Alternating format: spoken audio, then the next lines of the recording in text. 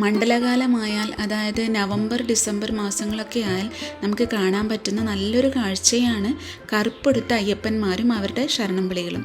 അപ്പോൾ ഇന്ന് ഞാൻ പറയാൻ പോകുന്നത് കാസർഗോഡുള്ള കീഴൂർ ചന്ദ്രഗിരി ശാസ്താ ക്ഷേത്രത്തെക്കുറിച്ചാണ്. അപ്പോൾ വീഡിയോയിലേക്ക് പോകുന്നതിന് മുൻപ് തന്നെ എല്ലാവർക്കും എൻ്റെ ഹാപ്പി ന്യൂ ഇയർ. ഈ വർഷം എല്ലാവർക്കും സമ്പത്തും സമാധാനവും ഐശ്വര്യവും ആരോഗ്യവും ഒക്കെയുള്ള നല്ലൊരു വർഷമായി തീരട്ടെ എന്ന് ഞാൻ ആശംസിക്കുന്നു. കാസർഗോഡ് ചന്ദ്രഗിരി കോട്ടയ്ക്ക് വളരെ അടുത്തായിട്ടാണ് ക്ഷേത്രമുള്ളത്. അപ്പോൾ ചന്ദ്രഗിരി കോട്ടയ്ക്ക് വരുന്ന സമയത്ത് അതുപോലെ പ്ലാൻ ചെയ്ത് കഴിഞ്ഞാൽ ക്ഷേത്രം സന്ദർശിക്കാനും പറ്റും.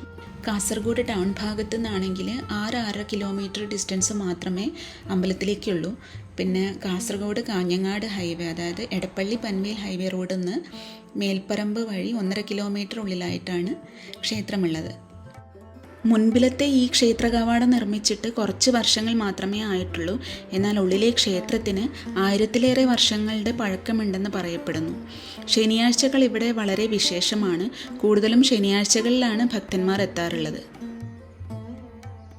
പലതരത്തിലുള്ള ശനിദോഷ നിവാരണത്തിന് പ്രശസ്തമായ ഈ ക്ഷേത്രം ഉത്തര കേരളത്തിലെ ശബരിമല എന്നാണ് പൊതുവെ അറിയപ്പെടുന്നത്. ശനിയാഴ്ച ദിവസം ഇവിടെ നിറയെ അയ്യപ്പന്മാരെ കാണാൻ പറ്റും. വൈകുന്നേരങ്ങളിൽ ശരണം വിളിയും അയ്യപ്പൻ്റെ ഭജനയും പിന്നെ അവസാനം ഹരിവരാസനമൊക്കെ പാടാറുണ്ട്.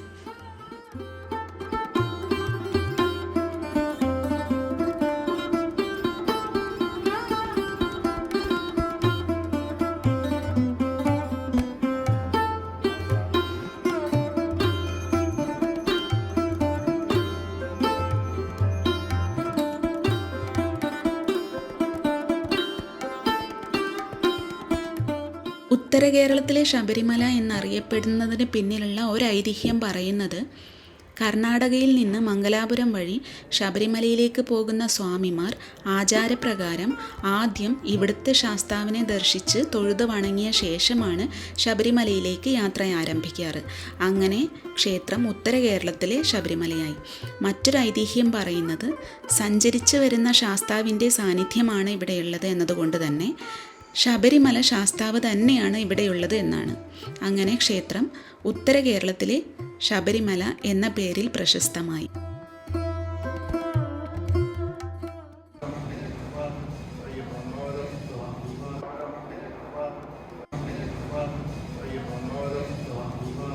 നാലമ്പലത്തിനകത്ത് വീരഭാവമുള്ള രാജാവായി വാഴുന്ന ശാസ്താവിൻ്റെയും ഭദ്രകാളി സ്വരൂപമായ കുതിരക്കാളി അമ്മയുടെയും സർപ്പരൂപത്തിലുള്ള സുബ്രഹ്മണ്യൻ്റെയും ശ്രീകോവിലുകൾ കാണാൻ പറ്റും. ഇതാണ് ശാസ്താവിൻ്റെ ശ്രീകോവിൽ. കോവിലിനകത്ത് അമ്പും വില്ലും ഏന്തിയ ശാസ്താവിൻ്റെ പഞ്ചലോഹ വിഗ്രഹമാണുള്ളത്. അമ്പും വില്ലും വിഗ്രഹത്തിൽ കൊത്തിയെടുത്തതാണ്. ഇതാണ് കുതിരക്കാളി അമ്മയുടെ ശ്രീകോവിൽ. കുതിരക്കാളി അമ്മയുടേത് കണ്ണാടി ബിംബമാണ്. നമ്മൾ മറ്റെവിടെയും അധികമൊന്നും കാണാത്ത ഒരു പ്രത്യേക രൂപത്തിലുള്ള ശ്രീകോവിലാണ് സുബ്രഹ്മണ്യൻ്റേത്. ആദ്യം കാണുമ്പോൾ നമ്മളൊരു തുളസിത്തറയാണെന്ന് തെറ്റിദ്ധരിക്കും. പക്ഷേ ഉള്ളിലൊരു ചെറിയ ശ്രീകോവിലുണ്ട്. സർപ്പഭാവത്തിൽ തന്നെയാണ് സുബ്രഹ്മണ്യൻ ഇവിടെ കുടികൊള്ളുന്നത്. പേപ്പട്ടി വിഷബാധക്കെതിരെയും വളർത്തു മൃഗങ്ങൾക്കുണ്ടാവുന്ന പലതരം രോഗശമനത്തിന് വേണ്ടിയും മണ്ണുകൊണ്ടോ പഞ്ചലോഹം കൊണ്ടോ ഉണ്ടാക്കിയ നായയുടെ പ്രതിമ സമർപ്പിക്കുന്ന വിശേഷമായ പൂജ ഇവിടെയുണ്ട്. ശത്രുപീഡനത്തിൽ നിന്ന് രക്ഷപ്പെടുന്നതിന് വേണ്ടിയും കാലദോഷ പരിഹാര കർമ്മമായും മറ്റും വില്ലും ചുരികയും സമർപ്പിക്കുന്ന ചടങ്ങ് ക്ഷേത്രത്തിൽ വളരെ സവിശേഷമാണ്. ചന്ദ്രഗിരിപ്പുഴയും ചന്ദ്രഗിരി കോട്ടയും പഴയ തുളുനാടിൻ്റെയും കേരളത്തിൻ്റെയും അതിർത്തിയായിരുന്നു. ആ സമയം ചന്ദ്രഗിരി പ്രദേശം മൊത്തം ഭരിച്ചിരുന്നത് ചന്ദ്രാംഗത രാജാവായിരുന്നു. ചന്ദ്രാംഗത രാജാവിൻ്റെ ഉപാസനാ മൂർത്തിയായിരുന്നു ഭദ്രകാളി ഭാവത്തിലുള്ള കുതിരക്കാളി അമ്മ. ഈ പ്രദേശം മൊത്തം കുതിരക്കാളി അമ്മയുടെ പരിപാലനത്തിലായിരുന്നു. ഇവിടുത്തെ ഭക്തജനങ്ങൾ മൊത്തം കുതിരക്കാളി അമ്മയായിരുന്നു പ്രാർത്ഥിച്ചിരുന്നത്. അങ്ങനെയിരിക്കെ ഈ സമയത്ത് സാമൂതിരി കോവിലകത്തെ ഒരു തമ്പുരാട്ടിക്ക് തൻ്റെ രാജ്യസീമ വർദ്ധിപ്പിച്ചാൽ കൊള്ളാം എന്നുള്ള ആഗ്രഹം തോന്നി. അതായത് രാജ്യമൊന്ന് വലുതായ കൊള്ളായിരുന്നു എന്ന് തോന്നി. അങ്ങനെ താൻ സ്ഥിരം ചെന്ന് പ്രാർത്ഥിക്കാറുള്ള ചമ്രവട്ടത്തെ ശാസ്താവിൻ്റെ അടുത്ത് ചെന്ന് തൻ്റെ ആഗ്രഹം അറിയിച്ചു. ശാസ്താവ് ഇത് കേട്ടപാടെ തൻ്റെ ഒരുമിച്ചുണ്ടായിരുന്ന ക്ഷേത്രപാലകനും വീരഭദ്രനോടുമൊപ്പം വടക്കോട്ട് ലക്ഷ്യമിട്ട് യാത്ര ആരംഭിച്ചു. ചമ്രവട്ടം എന്ന പ്രദേശം ഇപ്പോൾ മലപ്പുറം ജില്ലയിലാണുള്ളത്. അങ്ങനെ വീരഭദ്രൻ കാസർഗോഡുള്ള ചെറുവത്തൂരിൽ തൻ്റെ ആവാസമുറപ്പിച്ചു.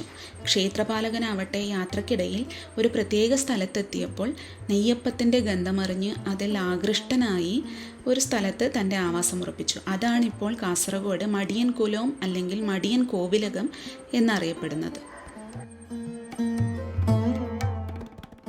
അങ്ങനെ ഈ പ്രദേശമെത്തിയപ്പോൾ ഇവിടുത്തെ പ്രകൃതി ഭംഗിയും മലനിരകളുടെ പച്ചപ്പും ചന്ദ്രഗിരിപ്പുഴയുടെ ഭംഗിയും ഒക്കെ കണ്ട് അതിൽ ആകൃഷ്ടനായ ശാസ്താവ് ഇവിടെ തന്നെ കുടിയിരിക്കണമെന്ന് ആഗ്രഹിച്ചു. തൻ്റെ ആഗ്രഹം ചന്ദ്രാംഗത രാജാവിനെ അറിയിച്ചു. അങ്ങനെ ശാസ്താവ് രാജാവിൻ്റെ ഭാവത്തിൽ അല്ലെങ്കിൽ യോദ്ധാവിൻ്റെ വീരഭാവത്തിൽ വാഴാനുള്ള സ്ഥലം സ്വയം തിരഞ്ഞെടുക്കുകയായിരുന്നു എന്നാണ് ഐതിഹ്യം. ഇവിടെ മുൻപേ ഉണ്ടായിരുന്ന കുതിരക്കാളി അമ്മയ്ക്ക് ഇതൊട്ടും ഇഷ്ടമായില്ല. കുതിരക്കാളി അമ്മയും ശാസ്താവും തമ്മിൽ യുദ്ധമുണ്ടായി. യുദ്ധം ഘോരമായപ്പോൾ മഹാദേവനും വിഷ്ണുവും ഇവിടെ പ്രത്യക്ഷപ്പെട്ടു. ഒരു ഉടമ്പടിയിലെത്തി. അതായത് ഇവിടുത്തെ സർവാധിപനായി രാജാവായി ശാസ്താവിനെ തന്നെ വാഴിക്കാമെന്നും എന്നാൽ എപ്പോഴും ആദ്യ പൂജ ഭഗവതിക്കാണെന്നുമുള്ളതാണ് ഇവിടുത്തെ ഉടമ്പടി. അങ്ങനെ ശാസ്താവും ഭഗവതിയും ഇരുവരും തുല്യ പ്രാധാന്യത്തിൽ ഇവിടെ വാഴുന്നു.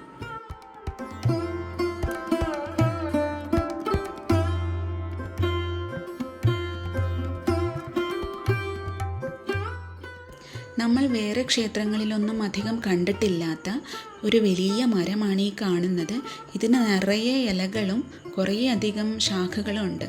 പ്ലാഗമരം അല്ലെങ്കിൽ പണാകമരം എന്നും ഇതറിയപ്പെടുന്നു. ഈ പ്ലാഗമരത്തിന് ഇവിടുത്തെ കുതിരക്കാളി അമ്മയുമായി ബന്ധപ്പെടുത്തിയുള്ള ഒരു ഐതിഹ്യവും നിലനിൽക്കുന്നുണ്ട്.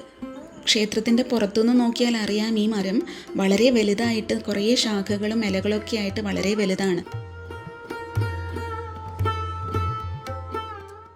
നാട്ടിലെ അമ്പലത്തിലെ ആൽമരവും ആൽത്തറയ്ക്ക് ചുറ്റിലിരുന്ന ആളുകൾ നാട്ടുവർത്തമാനം പറയുന്ന കാഴ്ചയും ചെറുപ്പത്തിലേ നമ്മുടെയൊക്കെ മനസ്സിൽ പതിഞ്ഞ നല്ല രസമുള്ള ഒരു കാഴ്ചയാണല്ലേ. സാധാരണയായി നമ്മൾ എല്ലാ ക്ഷേത്ര പരിസരങ്ങളിലും കാണുന്നത് പോലെയുള്ള മനോഹരമായ ഒരു ആൽത്തറയും ആൽത്തറയിലെ മഹാഗണപതിയുടെ പ്രതിഷ്ഠയും ഇവിടെയുണ്ട്. നമ്മുടെ പൂർവികർ പണ്ട് ആൽമരങ്ങളിൽ വിഗ്രഹങ്ങൾ വെച്ച് ആരാധിച്ചിരുന്നു. അതുപോലെയാണ് ഇവിടെയും ഉണ്ടായിരുന്നത്. ആൽമരത്തിൻ്റെ ഇടയിലായിരുന്നു വിഗ്രഹം വെച്ച് ആരാധിച്ചിരുന്നത്.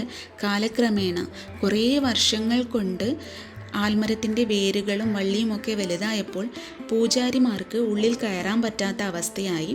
പൂജയും വഴിപാടും ചെയ്യാൻ പറ്റാത്ത അവസ്ഥയായപ്പോഴാണ് വിഗ്രഹം പുറത്തെടുത്ത് പ്രത്യേകം പ്രതിഷ്ഠിച്ചത്. സാധാരണയായ ആൽമരങ്ങൾ 2 തരത്തിലാണ് ക്ഷേത്ര പരിസരങ്ങളിലൊക്കെ കണ്ടുവരാറുള്ളത്: അരയാലും പേരാലും. നമ്മുടെ പൂർവികർ ആലുകളിൽ വെച്ചിട്ട് ഏറ്റവും അധികം പ്രാധാന്യം കൊടുത്തിട്ടുള്ളത് അരയാലിനാണ്. ഏകദേശം 2000 വർഷങ്ങളാണ് അരയാലിൻ്റെ ആയുർദൈർഘ്യം. അശ്വത്ഥം, ബോധിവൃക്ഷം എന്നീ പേരിൽ അറിയപ്പെടുന്ന അരയാലാണ് വൃക്ഷങ്ങളുടെ രാജാവ്.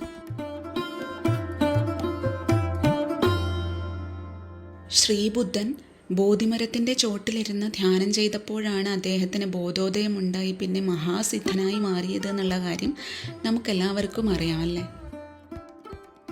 അന്തരീക്ഷത്തിലേക്ക് ഏറ്റവും കൂടുതൽ ഓക്സിജൻ പുറത്തുവിടുന്നതും അരയാൽ തന്നെയാണ്. അങ്ങനെ അരയാൽ വായുവിലെ മാലിന്യം നീക്കം ചെയ്യുന്നു. അരയാലിൻ്റെ വിവിധ ഭാഗങ്ങൾ പല രോഗങ്ങളുടെയും ശമനത്തിന് ആയുർവേദത്തിൽ ഉപയോഗിച്ചു വരുന്നു. അതുപോലെ തന്നെ ആൽമരത്തണലിലിരിക്കുന്നത് പല രോഗങ്ങളുടെയും നിവാരണത്തിന് നല്ലതാണ്. ആൽമരങ്ങൾക്ക് ഇത്രയധികം പ്രാധാന്യമുള്ളത് കൊണ്ട് തന്നെയാണ് നമ്മുടെ പൂർവികർ അമ്പലങ്ങളിൽ വന്നാൽ ആൽത്തറ പ്രദക്ഷിണം വെക്കണം എന്നുള്ളത് നമ്മെ ഉപദേശിച്ചു തന്നത്. രാവിലെ തന്നെ അമ്പലത്തിൽ വന്നിട്ട് ആൽത്തറേൻ്റെ ചോട്ടിൽ കുറച്ച് സമയം സ്പെൻഡ് ചെയ്ത് കഴിഞ്ഞാൽ നമുക്ക് നല്ല ശുദ്ധമായി ശ്വസിക്കാനും പറ്റും. അതുവഴി പല രോഗങ്ങളെയും ചെറുക്കാനും പറ്റുമല്ലേ. ഇവിടുത്തെ പ്രധാന 2 ഉത്സവങ്ങളാണ് വലിയ പാട്ടുത്സവവും ചെറിയ പാട്ടുത്സവവും. വൃശ്ചിക മാസത്തിലെ സംക്രമ ദിവസത്തിൽ തുടങ്ങി 7 ദിവസത്തോളം നീണ്ടു നിൽക്കുന്ന ഉത്സവമാണ് വലിയ പാട്ടുത്സവം. 7ാം ദിവസം കളത്തലരിയോടെ വലിയ പാട്ടുത്സവം സമാപിക്കും.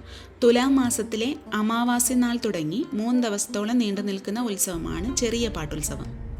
അപ്പോൾ നിങ്ങൾക്ക് എൻ്റെ ഈ വീഡിയോ ഇഷ്ടമായെങ്കിൽ ദയവായി ലൈക്ക് ചെയ്യുക, പരിചയമുള്ളവർക്ക് ഷെയർ ചെയ്യുക, സമയം കിട്ടുമ്പോൾ ക്ഷേത്രത്തിൽ വരിക. ഇതിവിടെ 2023 നവംബറിൽ നടന്ന പാട്ടുത്സവത്തിൻ്റെ ഭാഗമായിട്ട് നടന്നിട്ടുള്ള അന്നദാനത്തിൻ്റെ വീഡിയോ ക്ലിപ്പാണ്. ആ സമയത്ത് ഞാൻ എടുത്തതായിരുന്നത്. അപ്പോൾ ഇനി അടുത്ത വീഡിയോയുമായിട്ട് വരുന്നത് വരെ bye, take care, see you soon.